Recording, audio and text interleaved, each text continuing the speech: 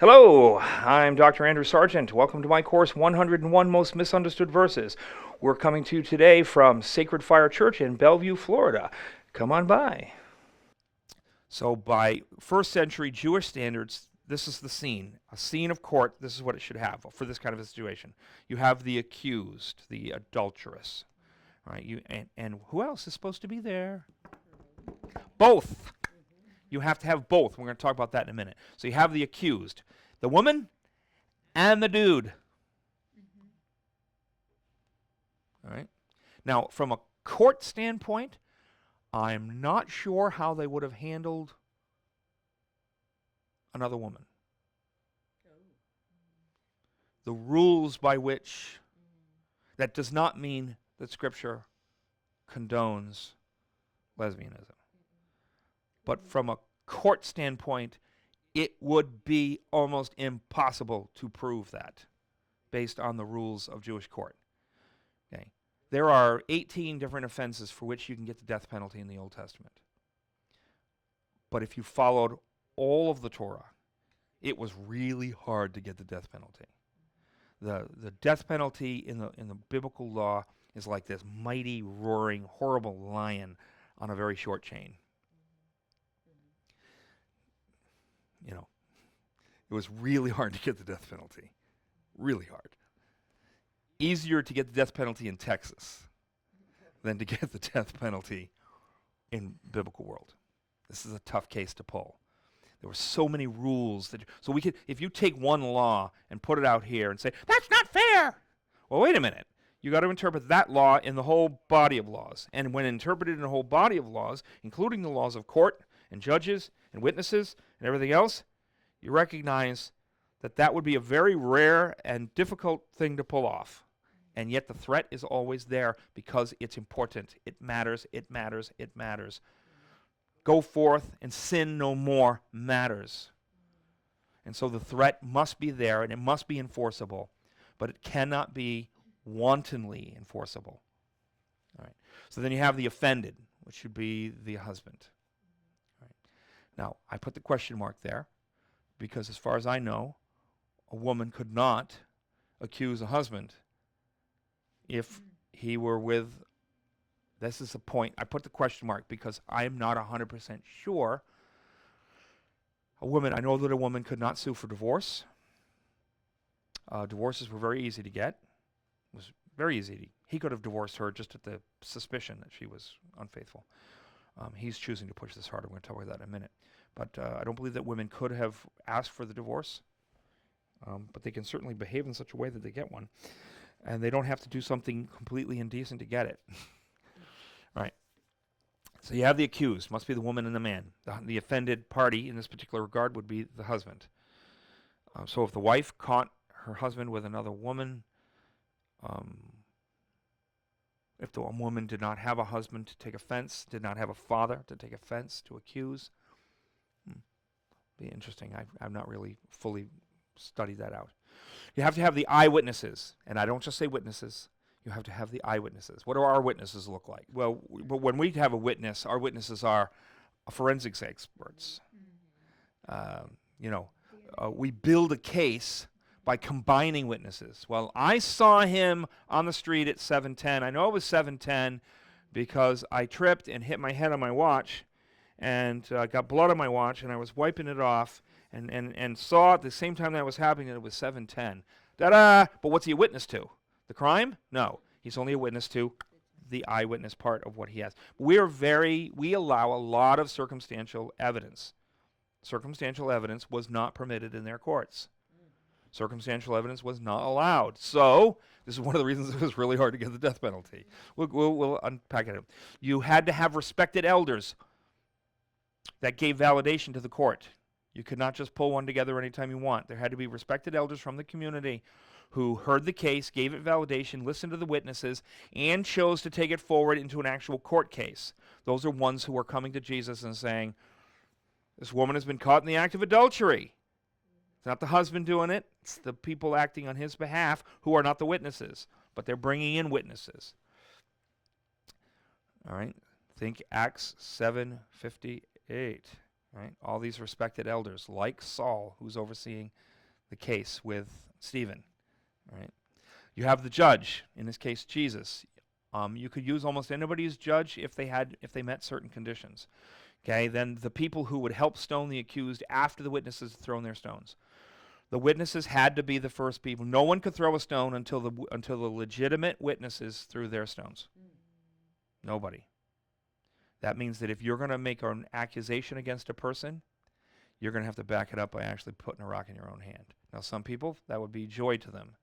But how many of you would want to be an executioner? Even if you believe in law and justice, would you want to do it? I am one of the few people who would do the job. Because I'm one of those kinds of guys. I would do the job. But could I stone somebody? Oof. Oh, yeah. I mean, I can't even bring myself to open my wife's purse. I can't. Yeah. This is a very violent way of doing it. So as much as I would be an executioner with certain things, I can see that it would be very hard to do certain types of executions. Stoning, I don't know. You know, over in other parts of the country, the children will actually stone the mother because of what the father has brought this woman forward. I've heard of this anyway. And then he will have the children stone the mother. That's hardcore. They will, yeah. That's really hard. Yeah, that's how they make child soldiers. The first people they make these child soldiers do is kill their parents. Or do other heinous things to them prior to killing them. Well, if you don't kill your mother, I'm going to kill your brother. And so I'm going to kill your entire family. And I'll kill your mother anyway. So you'll kill your mother, and I'll leave your brothers and sisters alone. Or you don't kill your mother, and I'm going to kill her anyway, and then I'm going to kill your whole family. But that's a very important thing to get the kid to do it. They're child soldiering. Evil. All right. Context 2. According to Jewish rules of court, particularly for death penalty cases, and they did elevate a death penalty case radically. There were some people who believed that it says 2 or 3 witnesses, that they wanted 3 witnesses for a death penalty case. Not 2, 3. And they had to be able to be separated and grilled in points of detail and not make any mistakes.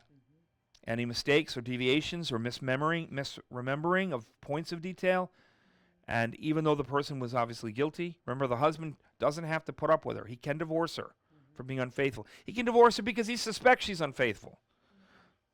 But we do also have, but if you're going to take it further, if a man has publicly accused his wife and is pursuing a case against her but has no evidence and his behavior toward her is terrible and indecent, he can take her into the temple and take dirt from the floor of the temple, dust from the floor of the temple, mix it into a bitter mixture. And the woman takes before the Lord in the temple, swears before the Lord that she has not been unfaithful to her husband.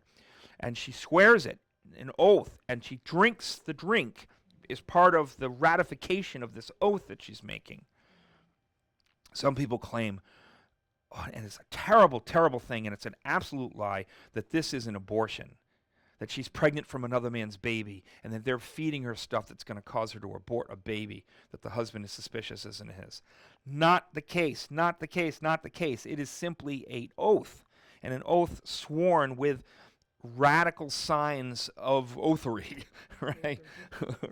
That I swear, and if I am lying, may the curses of this book enter into my inmost being like this bitter drink. May it enter my being and rot my bowels. May it enter my being and may I never produce children. May I suffer the consequences of the most extreme conditions if I am lying right now. And I swear it before the Lord. That's what that is. Not an abortion. Absolutely. It just burns my bonnet. For the witnesses, I do not actually wear bonnets.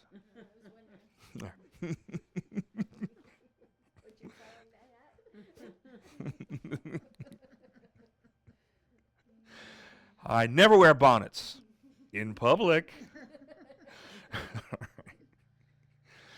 All right.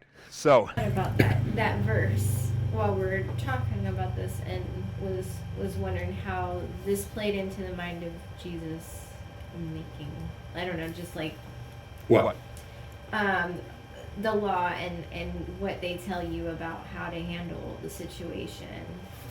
We were just referring to how, you know, you got the oath. Oh, the oath. Okay. Yeah. And I was just wondering, you know, were they... No, they have witnesses. So it's only those... There isn't a Only if there is no witness, but the husband just won't let it go. He just can't let it go. His suspicions are dark, and he's turned against her. And he's treating her, making her life miserable because he's jealous without evidence. She wouldn't have been stoned in that case because she. No. No, she would never be stoned. But it's to give him peace of mind and make him knock it off. Knock it off, dude. Get over it. She's sworn before the Lord. She's testified. That's all you can do. But man, you know a jealous man. And I'm a jealous man. I am. I'm just be straight up. I am a jealous man. I am very jealous for my wife's affections. The very idea, I'm not jealous because she has given me any cause. I'm not jealous of her. And every time she looks at some guy going like, oh, there you look at that guy. But I am jealous for her affections. And if anybody in any way were making moves on her or anything like that, they would get the full brunt of me. She's been a wonderful woman, a wonderful companion for all these years. So I'm not saying that about her. I'm saying that about any, like, if guys come up in the church and want to throw their arms around her, please don't touch my wife. Please keep your hands to yourself. You know, I'm not into these. I just want to give her a big papa hug. Yeah, keep your papa hugs to yourself, buddy. Go hug your papa. Yeah, go hug your own wife. Give her a papa hug. All right, so according to Jewish rules of court, particularly for death penalty cases, it would not have come this far if the woman were not obviously guilty and caught in the very act by at least 2, 3 preferred unrelated witnesses. Her husband cannot be one of the witnesses. Her kids cannot be one of the witnesses. Her father cannot be one of the witnesses. Unrelated, non-family members have to witness it. And what do you actually have? You have to witness some pretty extreme stuff. So Deuteronomy 17:6, on the evidence of 2 witnesses or of 3 witnesses, the one who is to die shall be put to death. A person shall not be put to death on the evidence of 1 witness. The Jewish halakha, even though it recognized that Torah permitted 2, there were a lot of movements in Judaism for when it came to the death penalty. Because of the instance of Jezebel, who sets up Naboth with 2 witnesses, based on that story and based on the story of Susanna, they preferred 3 witnesses. Because the more people you add, the harder it is to hold a conspiracy together. All right. So the husband could divorce his wife for compromising situations or bad reputation alone. They have Texas where they could, divorce a wife because she showed her elbows in public. It's a matter of what the husband was willing to put up with or wasn't willing to put up with. All right, just having a bad reputation, he could divorce her. But execution required extreme and uncorrupted witnesses. And you can divorce her for any reason, for nothing. She burned the supper. She said something nasty about your mother. Gonzo, girl. But if they're seeking execution, and you have extreme and uncorrupted witnesses. You know, that's interesting. How can you commit adultery and have 3 individual witnesses that saw you do it? It's really hard. That's what I said. It's easier to get the death penalty in Texas than it is to get the death penalty, especially for adultery in this situation. It is hard. It is hard. Putting it out in the open. Yeah, by the very nature of the crime. Yeah, yep. This is a tough case. I mean, they got to walk in on him. Now, he could walk in and find a man in his house that he suspects and divorce her for that. But if he wants to keep her dowry, because when he sends her out, she takes her dowry with her. Any of the monies that were associated with their marriage, she keeps as a protection from her household for herself. Now, it's not uncommon for husbands to take it anyway, but she could sue him in court, and he'd have to kick back all the money. But if he wants to keep her money, she's got to die. Deuteronomy 24:1. When a man has taken a wife and married her And it come to pass that she find no favor in his eyes because he has found some uncleanness in her. Big debate in Judaism, is that uncleanness moral indecency or anything? And so you had some who said anything. Hence the debate that they try and force Jesus into, that a man divorces his wife for any cause. They're asking him to weigh in. And where does he weigh in? He weighs in on the side of this text, that the proper interpretation of this text is immorality. Except for the cause of immorality. Right? Let him write her a bill of divorcement. Now he recognizes that Moses does permit divorce more widely, and he's going to say it's because of the hardness of your hearts, because if you cannot get rid of a woman that you've just decided in your wicked heart to hate, there's more than one way to get rid of a woman. More than one way to get rid of a husband, too. Especially if you got the razor and you have to shave him in the morning. But to get rid of them without getting the death penalty, right? There's more than one way. So, you can abuse them, you can torture them, you can say, I can't get rid of them, I have to feed them, I have to clothe them. And there were rules for marriage. You had to feed them, had to clothe them, had to provide them conjugal rights, had to shelter them. But you could make their life a living Hades. All right? But it says, write her a bill of divorcement and give it into her hand and send her out of her house. Now, okay, very important point, sidetrack, but very important point. It is popular in certain denominations, like the Assemblies of God, to try and separate the issues of divorce and remarriage. The issues of divorce and remarriage are one, not two. If a divorce is legitimate, remarriage is legitimate. The only time that a remarriage is considered legitimate is in the face of infidelity. The Apostle Paul will add abandonment. Total abandonment. All right? Now, if a divorce is legitimate, the remarriage is legitimate. They're not separate issues. They're one. Right. Now, what happens? You're not a Christian. You get divorced for a very illegitimate reason. Your wife remarries. Then you want to remarry. And we got people in the church say, no, stuck for life. Too bad for you. If she gets a divorce, you're not even allowed to remarry her, according to biblical law. So you're just out of luck. No. When she remarries, she has broken the one flesh union by remarrying and entering into a sexual relationship with another person. So entering into a sexual person, it's a one flesh union. It is severed by breaking the one fleshness of the one flesh union. So when she remarries, she goes off, she starts sleeping around. Even though the divorce came before it and not after it, or the guy starts sleeping around, the woman starts sleeping around. It's broken. Remarriage is permitted.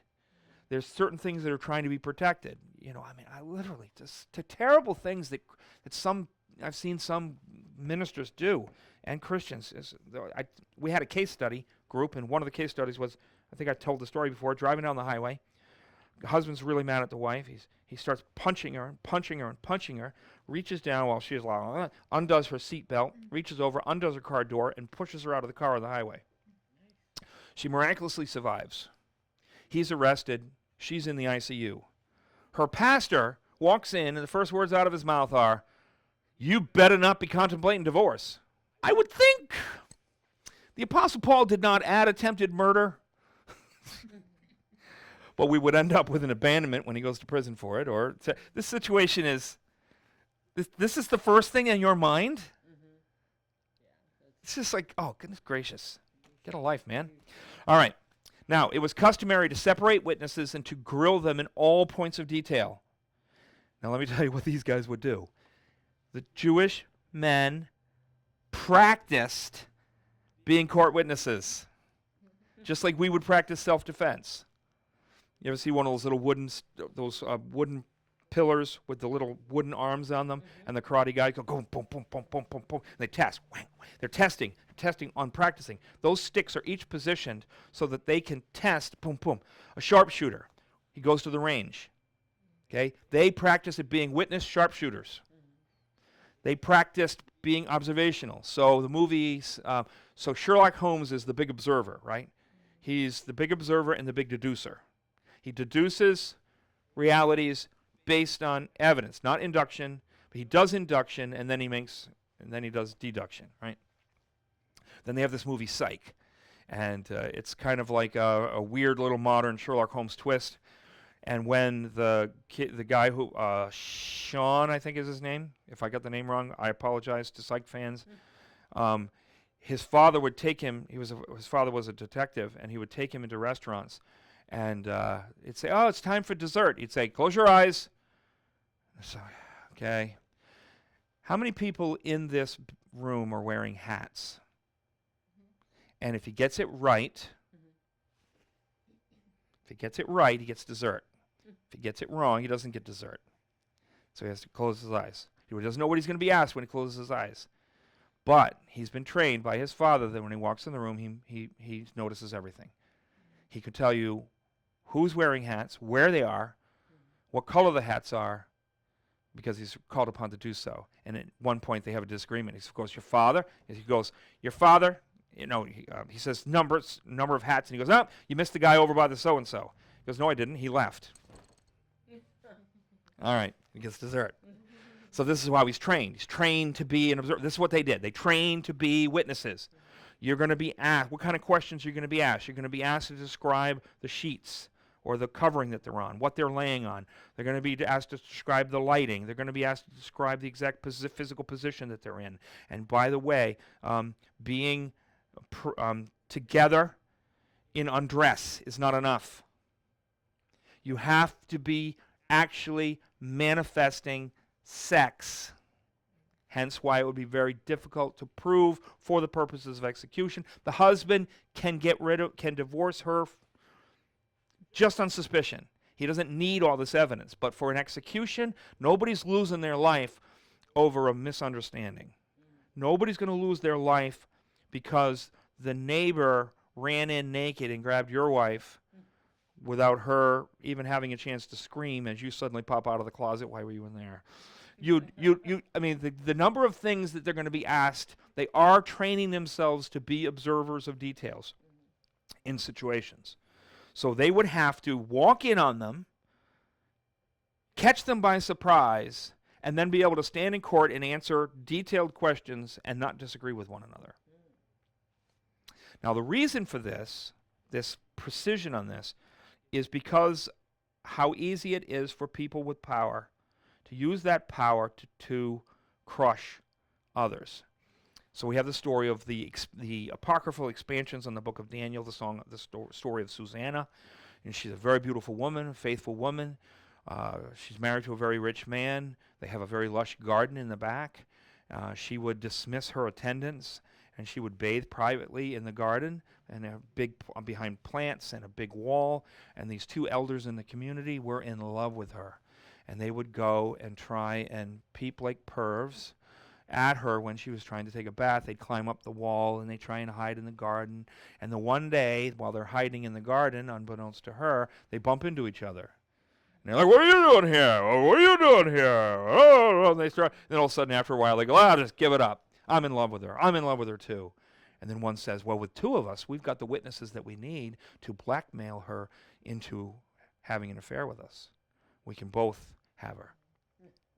And so they go to her, surprise her in the middle of her bath when there's nobody there to witness because she sent everybody away so she could be private. They confront her in her bath and say, "If you don't start having sex with both of us, we're going to go and accuse you publicly of adultery. And we're going to tell you, we're going to bear witness that you sent away all your servants, even your female servants, because there was a man that was meeting you here, and we saw him, and we're going to describe him. We're going to do this." She says, "Well, I'd rather die an innocent woman than live as a guilty one. Do whatever you're going to do." So they do accuse her, and they come forward. And Daniel, who's hearing the case, something's not sitting right with him. And so they're ready to turn her over to execution based on a testimony of these two witnesses, and he separates the men. And he starts asking questions. "So you saw that they were laying together under a tree. What kind of tree was it?"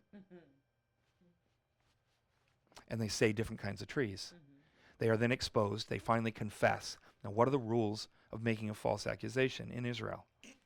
Whatever would have been done to the person you accused gets done to you. If you accuse them of stealing and they would have had to pay you fourfold what they stole, you then have to pay them fourfold of what you accused them of stealing. If you accuse them of a death penalty offense and you're found out to be a false witness, you get the death penalty, because that's what they would have gotten. And both of them are executed. Began to affect the way the Jews practiced law, because whatever we may think, we think they're all a bunch of barbarians, and because we have been taught to, the patriarchy and we do not really understand the height of justice that existed for the common man in Israel because of biblical law. It was unprecedented in the world, absolutely unprecedented. The freedom and the protections that were afforded, particularly to women, and we'll talk about that as we go. All right, now, so witnesses risked personal harm to set up accusers without knowing that their testimony was unshakable and unanimous. So if these are false witnesses, man, they have got their story down. But they're probably not false witnesses. Very doubtful that they would have presented Jesus with a case that could be questioned or doubted in this regard. Deuteronomy 19:16. If a false witness rise up against any man to testify against him that which is wrong, then shall they do to him as he had thought to have done to his brother. So that you shall put the evil away from among you. Now, by the way, this is also true in Babylonian law. Now, their way of assessing who's innocent and who's guilty was superstitious and stupid, but still a person making a false accusation got what the person would have gotten. And thine eye shall not pity. Let not your eye pity. But life shall go for life, eye for eye, tooth for tooth, hand for hand, foot for foot. I can't remember if I published it, but I've been working on an article called Let Not Your Eye Pity. And it talks about this idea of what is necessary ruthlessness in matters of law. There's no room for emotionalism in law. One, in an adultery situation, as Lois has obviously put her finger on the nose of it, you practically had to lie in wait to be capable of bearing the kind of testimony that was necessary to get the death penalty in an adultery case. You can divorce her anytime you want, but you're not keeping her money if you do. All right? Nudity and proximity were not sufficient. We often talk about the rape laws and people who take the rape laws out of context and don't really understand them. I don't even like to call them rape laws. That's not really the nature of them. But Judaism went out of its way to protect the accused. That's one of the things I love about American justice. We have defense lawyers, and they protect the accused, and they make sure that everything is done according to the law, that their clients, even if they're guilty, are being treated fairly by the law. And that's what the Jewish law system was about. You protect the vulnerable, but we're going to talk, there are limits to that, okay? Now, they had to witness actual sex without any other explanation for the observed movements. Third context. Torah demands that both the man and the woman be stoned. Jewish practice declares simply, if not one, then not the other. Leviticus 20:10. If a man commits adultery with the wife of his neighbor, both the adulterer and the adulteress shall surely be put to death. Deuteronomy 22:22. If a man is found lying with the wife of another man, both of them shall die, the man who lay with the woman and the woman, so you shall purge the evil from Israel. Now, this is one situation in which it's really nasty in Islam world, is a woman who is raped is not guilty. And there has to be some evidence of rape so that she doesn't simply accuse her lover of rape in order to save herself. So when you're talking about the things that people don't like about the rape laws in the Bible, it is because you are setting up a situation by which, let's think evil. You're evil. You got a dark heart, right? You're the kind of person that celebrates because a CEO from an insurance company got shot in the back of the head from a psycho, and you're really happy about it. You're that kind of evil person, right? And you want to kill your neighbor. So you send your wife over to seduce him. Then catch them, forgive your wife, but demand that he be executed. No, if not one, then not the other. You tell your wife to go over there and seduce him, and then when you walk in on him, to start screaming rape. There were protections for that. Right? There were all kinds of protections. People were always calculating how to get what they wanted. So because divorce was very easy to get, there was occasions, according to the rumor, there were occasions in which you could all go up at a party and everybody divorced their wives and remarried them to another man, and then they had people having sex with your wife and you were having sex with someone else's wife, and then after the party they divorced them and you remarried them. People think about these kinds of things, and so you have laws. You can't remarry once a woman's remarried. You can divorce her, you can remarry her as long as she's not remarried, as long as she's not, right? How do you hem in a wicked heart that's constantly, can't catch me, can't catch me. I will do what I want to do, and I'm going to find every loophole to do it. It's almost impossible to contain them by law. So the law has to satisfy itself with simply trying to put as many barriers to that kind of a thinking as possible. All right. So there is a blaring absence here, as we've already keenly noticed. Where's the dude? What are the options?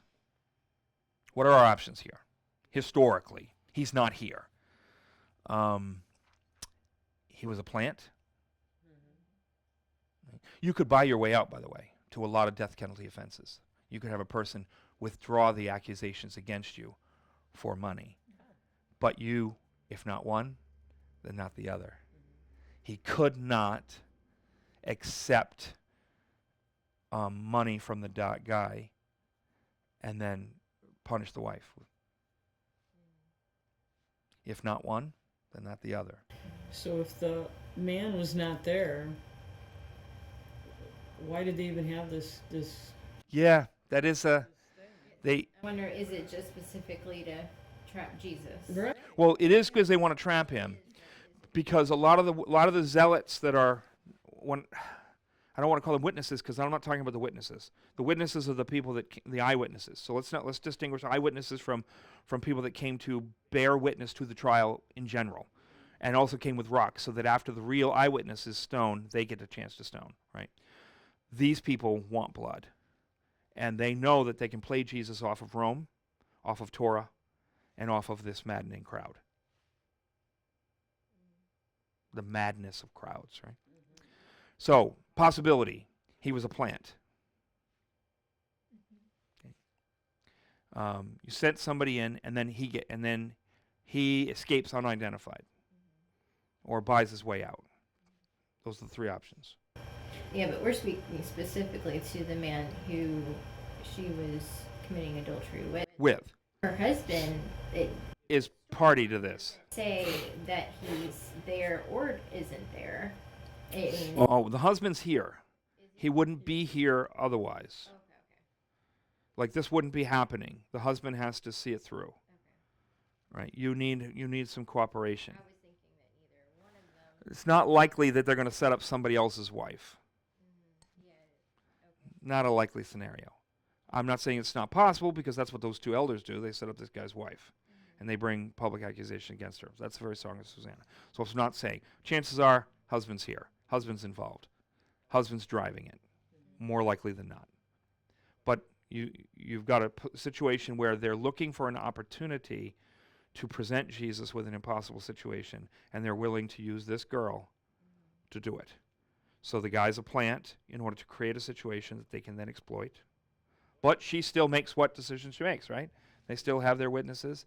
Because believe me, even though they're hypocritical, they have a tendency to be exacting. Like, their response to Jesus here, they recognize he's got them. And they don't sit there and say, well, we're going to stone her anyway. They're going to respond to his legal argument. And they're going to be like, hey, he's kind of got us. He's kind of got us. And we'll talk about how he's got him in a way. All right. So, but the guy's gone. If not one, then not the other. Right. In Islam, if a guy rapes your wife and she reports it to the police, he gets slapped on the hand and she gets executed. Because she was unfaithful. Yeah. Oh, even though he beat her up and forced himself on her, she was unfaithful, so she's got to go. You know. So even so, the witnesses and the woman's husband, they go forward with the charges. They reject divorce options. They're pursuing execution. This raises suspicions of the motives for everyone involved, and motives matter to a legitimate judge. Leviticus 19:17. You shall not hate your brother in your heart.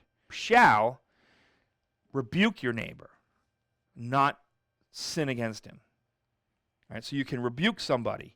You can chastise them. Don't let something fester in your heart. Don't hate them. Don't mull with resentments. Speak your mind, say your piece, and let forgiveness reign. That's basically what the text is saying.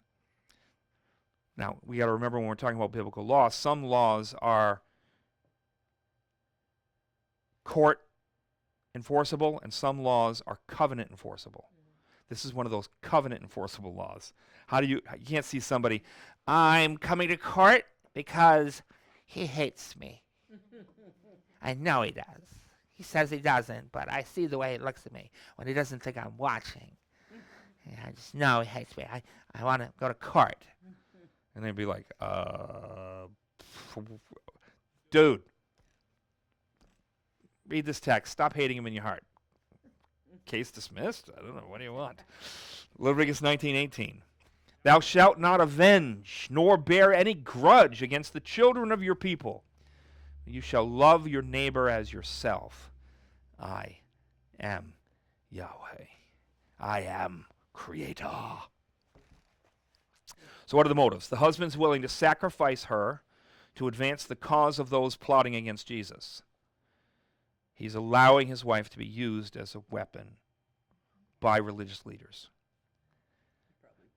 There were financial benefits for him to gain, so greed. So he wouldn't have been part of the hierarchy. He was just a guy that they could... Probably just a guy. We don't know who he was. But he's probably just a guy. that needed money and was willing to sacrifice it. Maybe it was for money, but there's others. Revenge. And I get the last one. This last one I really get. I really do. This last one. Pure spite. I get spite. Preferring her death to any potential future happiness for her that she might find in a divorce situation. How do we say it? If I can't have you, Nobody can. nobody else can. So we recognize it. I get it. I was joking around with her the other day. My one day I were laying around, we're watching TV, and I said, "Hon, if I die, I don't want you to remarry.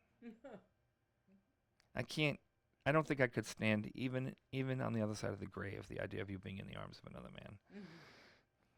Right. And then she laughs and echoes a TV show that we watched years ago, and Baby Mates 5. They only did like 2 or 3 episodes. I thought the show was absolutely hilarious. In the first episode, she gives birth to, I think, triplets. I think they have 2 kids, and she gives birth to triplets. And now they have 5 kids, like overnight. And she's sitting there in labor, grabs her husband's hand. Honey, if I don't make it out of this, if I don't survive, you're going to be fine. Don't think that way. No, listen to me. If I don't make it out of here, I want you to remarry. You do? Yes, the kids are going to need feminine care. But I want her to be really, really ugly. And I don't want you to love her. And I don't want the kids to call her mom. Well, what should they call her? Pig face. And I go, I get the sentiment. I do. Now, these possible causes doubt for the judge. The circumstances of the act are in doubt. Is it possibly a setup? The husband is in doubt. Vicious motives. The witnesses are in doubt. They participate in a setup with a vicious husband and vicious leaders. The trial is in doubt because it's simply a trap for the judge. This matters. It matters a lot in Jewish court. In spite of the common perception that all Jewish authorities, including husbands, were beasts, there are many Torah and oral laws set to curtail court proceedings, and Jewish halakha did a lot to defend the rights of the accused. All right. One of the things Torah and some halakhic codes did was to vet judges and witnesses. Not just anybody could show up in a court of law. We do this. We raise questions about the legitimacy of witnesses. They would simply not even allow them to testify. You had to be a certain type of person. You weren't allowed to open your mouth in court if you were unknown. We don't know who you are. If you have questionable character. All right. Leviticus 5:1. If anyone sins in that he hears a public adjuration to testify, and though he is a witness, whether he has seen or come to know the matter, yet does not speak, he shall bear his iniquity. You know something about this case? You are required by covenant to bring it forward. They may not be able to prove it in a court of law, but by covenant. Remember, the law is both legal and covenantal. Some things are just purely covenantal. Leviticus 19:15, you shall do no unrighteousness in judgment. You shall not respect the person of the poor, nor honor the person of the mighty. But in righteousness you'll judge your neighbor. Thou shalt judge. Ooh, wow. Leviticus 19:16, thou shalt not go up and down as a talebearer among your people, neither shall you stand against the blood of your neighbor. I am the Lord. 19:17, you shall not hate your brother in your heart. We already read this one. You shall rebuke your neighbor. You can rebuke your neighbor. In other words, you must rebuke your neighbor if there's something that needs rebuking, but you'll not suffer sin upon him. All right, you not sin against him. And that's an interesting little take there, because we're going to talk about something else that comes up here. 19:16, you shall not avenge nor bear any grudge against the children of your people, but you shall love your neighbor as yourself. I am the Lord. Of special importance for understanding Jesus' decision and actions in this trial is the altered decalogue of court laws articulated and skillfully arranged in Exodus 23:1-9. Exodus 23:1-9 is essential for this case. So let's look at it very quickly. You shall not spread a false report. You shall not join hands with a wicked man to be a malicious witness. All right, so now here what we're going to see is what they're going to call a decalogue. There's actually 12, and that's important. There's 12, but there's a decalogue, 10. They love 10s. Everything because 10 fingers, right? And these are going to be paired. They're each going to have pairings, and the pairings can be interesting. There is some struggle with this text. The text critical work on this text leaves in doubt the way certain people tend to interpret it, and definitely the way we translate it in English. There's going to be a couple of them that you go, didn't that just say the same thing? These are meant to be opposing sides. These are meant to be a multiplicity of coming at things from opposite directions or whatnot. So you don't spread a false report. Don't join hands with a wicked man to be a malicious witness. In other words, don't be the person who's doing the evil, and don't join hands with the person who's seeking evil. The maliciousness of a husband who hates his wife and is looking for a cause against her, to join hands with him is an automatic violation of this law. If the religious leaders are simply looking for somebody that they can sacrifice in order to get at Jesus, and you join in that program, you're in violation of this law. All right. Next one. You shall not fall in with the many to do evil, nor shall you bear witness in a lawsuit, siding with the many, so as to pervert justice. Okay, this is one of those ones where that second one, it seems like it says, don't fall in with the many to do evil, and then it says, don't bear witness in a lawsuit with the many to do evil. The struggles of this one is, especially in the text critical work, this appears to actually be opposites. So don't go with the crowd. It has to do with this, the interpretation of an idiomatic phrase that's in here that I'm more readily interpreting it as don't go with the crowd, and then don't just go against the crowd. There are people who are just simply, my father was in a court case once in which it was very obvious that the man was guilty, and one of the guys that was on the jury said, I'm not sending anybody to prison, I don't care what they did. So the very fact, shouldn't have been on the jury. The very fact, he said, he even told them that he deliberately wanted to get on the jury to make sure that they couldn't punish anybody. So you had no place. Don't be the guy. Don't be that guy. Be the guy that can stand against a multitude, but don't be the guy that must stand against a multitude, just because you're contrary. You're a contrarian. Okay, this one's really, I love this one.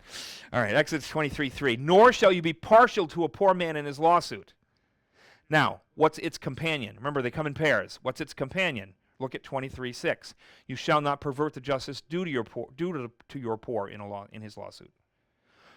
Don't be partial to the poor man. Don't be partial against the poor man. Don't be a respecter of persons. Don't hate a person because he's poor, and don't support a person because he's poor when you're a witness in court or a judge in court. I mean, what do we have today? It's not what you did, it's who you are. That's Babylonian law. Our law today. It's not what you did, it's why you did it. It's not what you did, it's who you are. Are you the wrong person doing this or the right person doing this?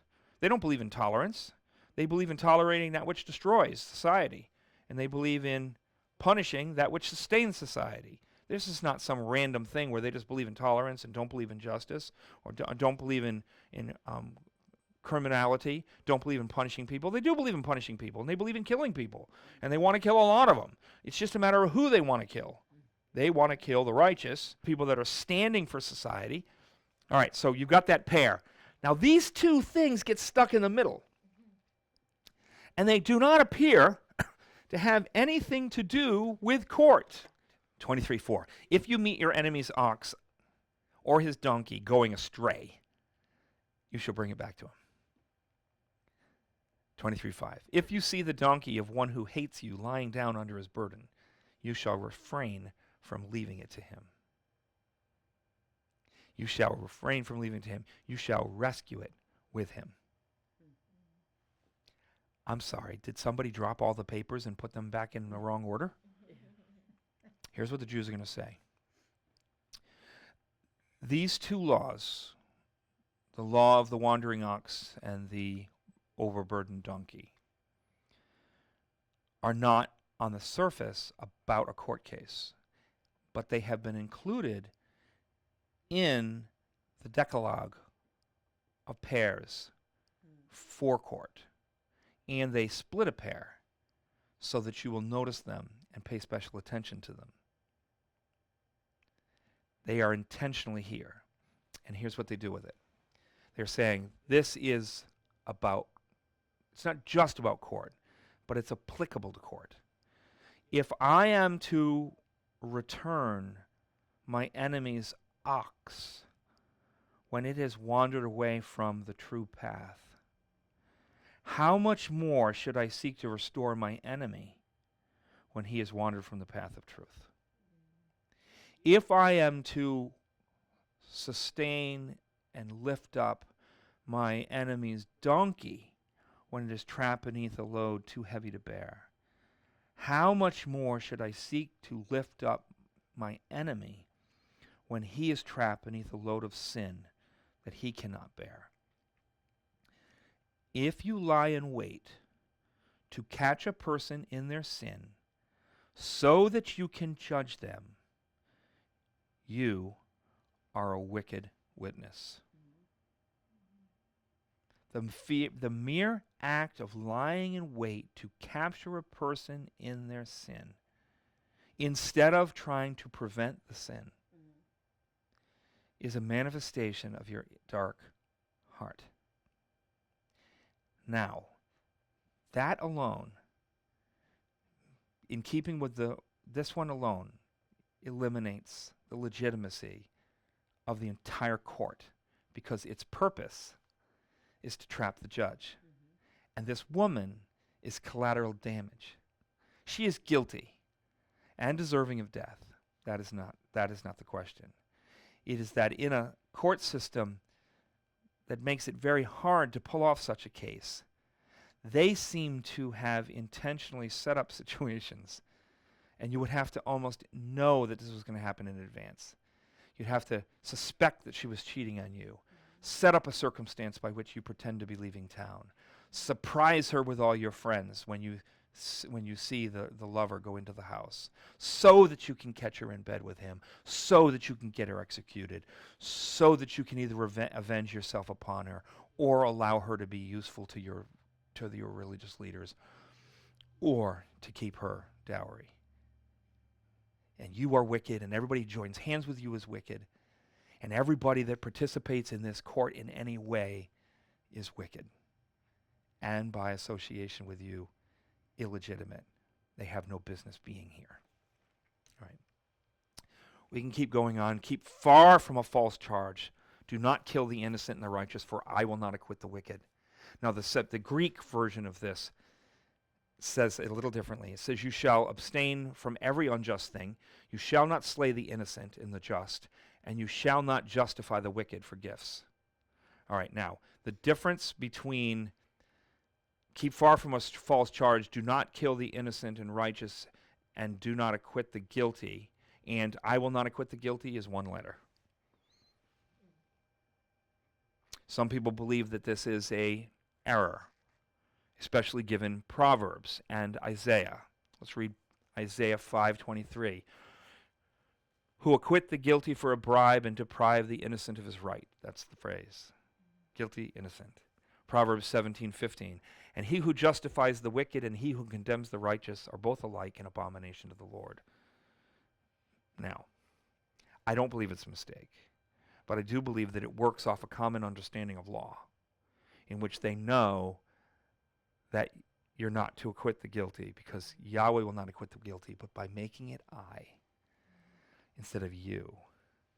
Don't condemn the innocent and don't acquit the guilty. He raises it up to a whole new level by saying, I will not acquit the guilty. So I'm not going to acquit the guilty, so you certainly shouldn't acquit the guilty. But if a difficult case slips through your fingers, if you're just absolutely convinced that the person is guilty and you can't get them, don't push a difficult case too hard, because in the end, I will not acquit the guilty. The Apostle Paul is going to go after this. Don't have a vengeful heart. Let God avenge. God will. So, I love it. But anyway, all right. So, as it may. And then you shall take no bribe, for a bribe blinds the clear-sighted and subverts the cause of those who are in the right. You shall not oppress a sojourner. You know the heart of a sojourner, for you were sojourners in the land of Egypt. In other words, be easy on foreigners, because they're often very confused. I am. Like I said, I've spent cumulatively over a year of my life in India.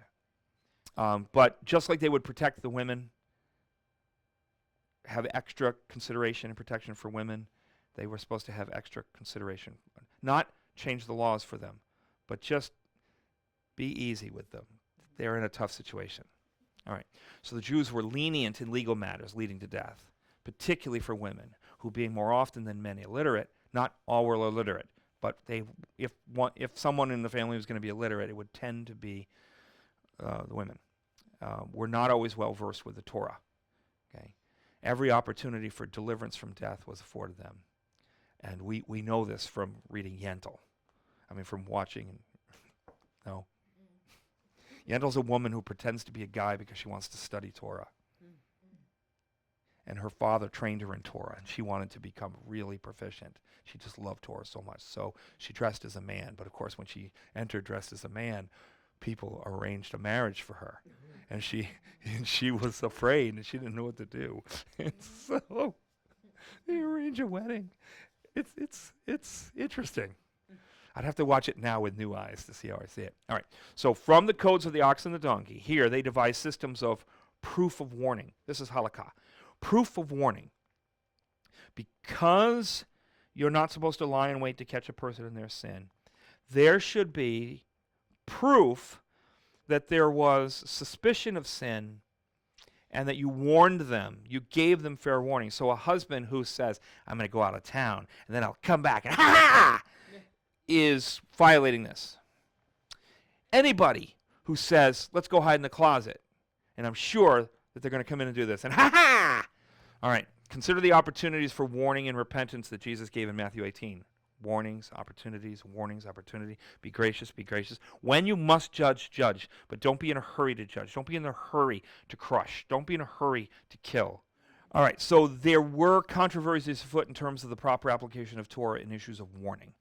So the zealots didn't care about issues of warning. They were looking for blood. Others wanted to be much easier on the restrictions, that you had to really be careful. The Romans were like, this ain't going to happen, and Jesus is made to cast judgment, because we're really getting down to the crux of it here, and what actually is happening. So an interesting element in this event concerns the 2 times that Jesus writes in the dirt, interspersed with standing to speak. So he writes in the dirt and he stand to speak. It says Jesus 8:6. Jesus bent down and wrote with his finger on the ground. 8:7. And they continued to ask him. He stood up and he said to them. And then 8. And once more he bent down as he gets back down on the ground, sits back down, and he wrote on the ground. Jesus stood up and said to her. So he writes twice, he stands twice, and in between. Now, we're not told what he wrote, but we have a lot of suggestions that people have made over the years, and everybody thinks they know what he wrote. They say, he was just doodling. I don't know what to do. Let me think of how to get out of this. All right, no. He draws, refusing to play.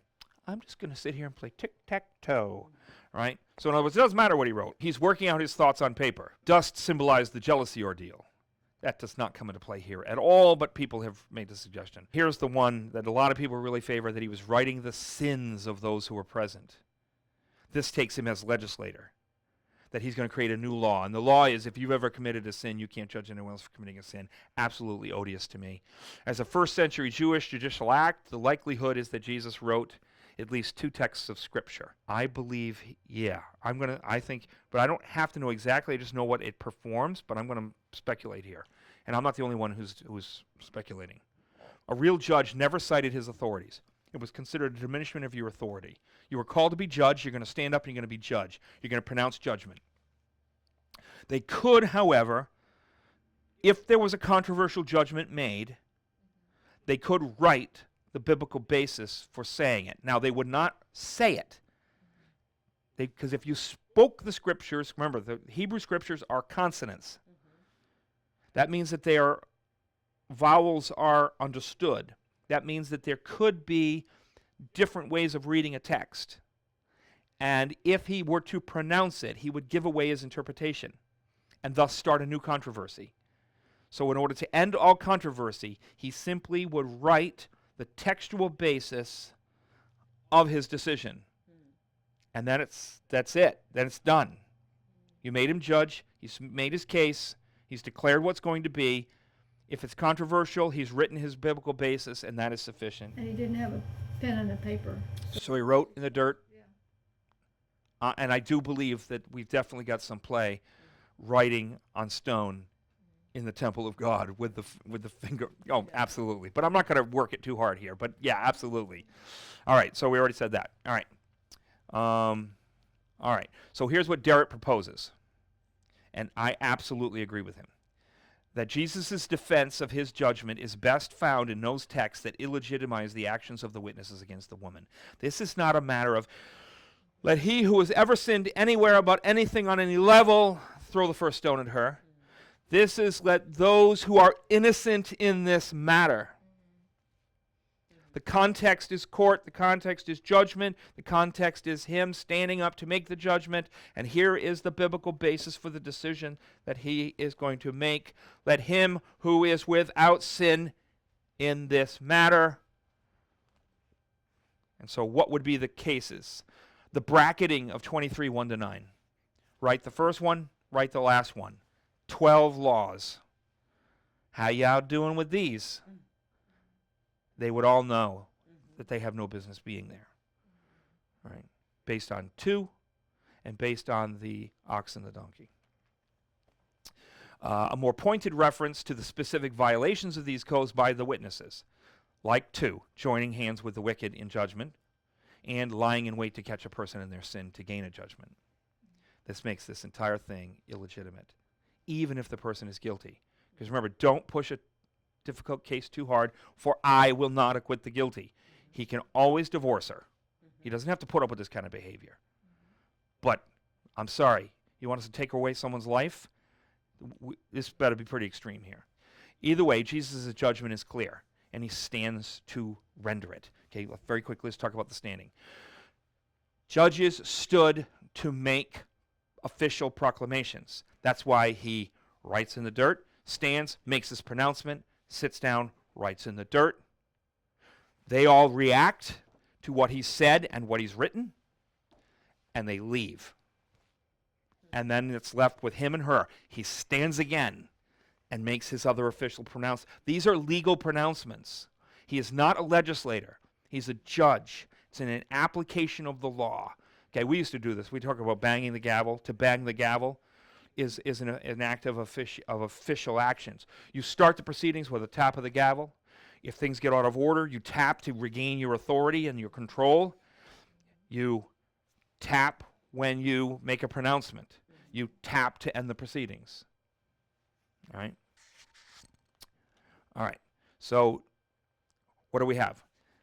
Do we have this happening anywhere else in Scripture? Psalm 82. God stands in the council of the Elohim to render judgment against them.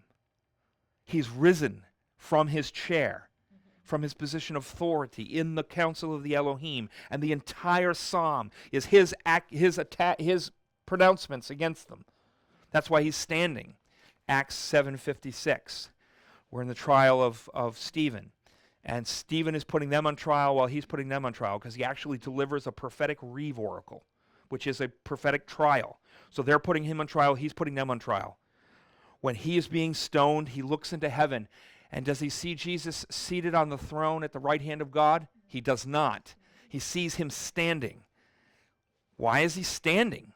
He's standing because he has risen to make the same judgment that Saul is about to make, because Saul is going to stand, and they're going to lay their garments at his feet as he stands to oversee the execution of Stephen. This is an official legal pronouncement. Jesus is going to stand up. Either way, Jesus' judgment is clear. He stands to render it. 8:7. And they continued to ask him. He stood up and he said to them, "Let him who is without sin among you be first to throw a stone at her." And once more he bent down and wrote on the ground. I.e., Jesus pronounces her guilty before Torah, deserving of death. He just condemned her to death. This is not, Jesus is doing away with the death penalty. Oh, no. This is Jesus saying, guilty, deserving of death. Those of you who are here looking to satisfy Moses, I've satisfied Moses. But he's going to go on to satisfy Moses a little bit more. He eliminates the legal basis for bringing the sentence by condemning the wicked witnesses. Johnny 9. But when they heard it, they went away one by one, beginning with the older ones. And some people say, that's because they have a longer memory of wrongdoing. All right. A longer list. All right. Jesus is left alone with the woman standing before him. Now, this entire affair has turned very rapidly into two people. A guilty woman standing before a very precise judge. Now, the witness's hands were always to be the first against the accused. No witnesses, no punishment. So here's what Derrett writes. Let him among you who is without sin cast first upon her a stone, does not deny that she may be stoned, but insists upon the innocency and therefore the competence of whoever stands forth against her as accuser and witness. Even in a lynching matter, the biblical requirements must be met. So listen to Jesus' words again. Listen as a judge speaking, not a legislator, not a shepherd, weepy, pitying person, but him standing. Jesus stood up and said to her, "Woman, where are they? Has no one condemned you?" She said, "No one, Lord." And Jesus said, "Neither do I condemn you. Go, and from now on, sin no more." He has just done for her what the halakha commands. We all make mistakes. It was this is a very serious matter, as I hope you understand. And your sin will find you out. Go forth, sin no more. I can't condemn you because there's no witnesses to do so. I've just gotten rid of them. I've untangled this terrible situation. He satisfied Rome. He satisfied Moses. And he even satisfied the zealots. Just like, oh man. All right. He gives the warning. Jesus does not stand against Torah. He does not give a get-out-of-jail-free card to sinners hardened in their sin. He does defend Torah and demonstrates the true spirit of Torah in action. In yet another besting of the religious leaders of Israel, Jesus supplants them as bad shepherds. He seizes the helm of Israel. This is another one. He shows them to be the wicked shepherds they are, because true shepherds don't relish the opportunity to destroy, however necessary a strict maintenance of order may be. Ultimate judgment, even when demanded for the sake of the larger community, is a human tragedy and must always be seen as such. True shepherds don't use people for personal or political advantage. This woman, sinner that she is, should never be viewed as a pawn in the religious leader's beef with Jesus, nor in the husband's desires for gain or revenge. Her life matters, even as a sinner. Jesus demonstrates the way that even the most demanding of Israel's laws are meant to be enforced. A process of judgment in which every step toward judgment is meant to avert its necessity. Every law in context means that every code is meant to be interpreted and applied within the context of the whole system in response to the present social conditions and the capacity for judgment. A covenantal system where motives matter and where God plumbs the heart. If you like what you're hearing today, please subscribe below and don't forget to share it on as many platforms as you can and tell your friends to watch.